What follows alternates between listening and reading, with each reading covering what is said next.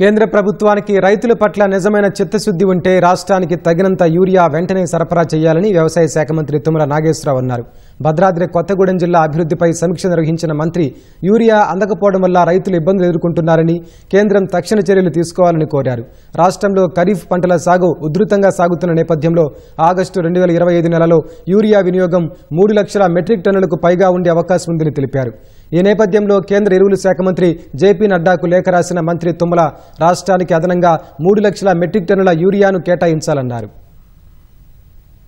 యూరియాకి సంబంధించి కేంద్ర ప్రభుత్వాన్ని మేము పదే ప్రతి నెల మార్చి నుంచి ప్రతి 15 రోజులకు ఒకసారి కేంద్ర మంత్రిని వాళ్ళని సంప్రదిస్తున్నాం, ఇస్తామని చెప్తున్నారు. కానీ మెటీరియలైజ్ అవ్వట్లేదు. సాధారణంగా జూలై ఆగస్టు మాసాల్లో యూరియా వాడకం అధికంగా ఉంటది. అనేక సందర్భాల్లో వాళ్ళు సప్లై చేసింది, వాళ్ళు మాట ఇచ్చింది, దానికి పొంతన ఉండట్లేదు.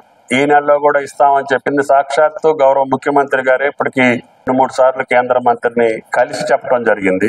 కాబట్టి దయచేసి ఈ లోటు భర్తీ చేసుకుంటూనే జూలైలో రావాల్సిందంతా కూడా ఈ 4-5 రోజుల్లో పంపిస్తే తప్ప ఆగస్టులో ఈ డిమాండ్ ని తట్టుకునేదానికి అవకాశం లేదు. కాబట్టి కేంద్ర ప్రభుత్వానికి మళ్ళీ ఒకసారి విజ్ఞప్తి చేస్తున్నా,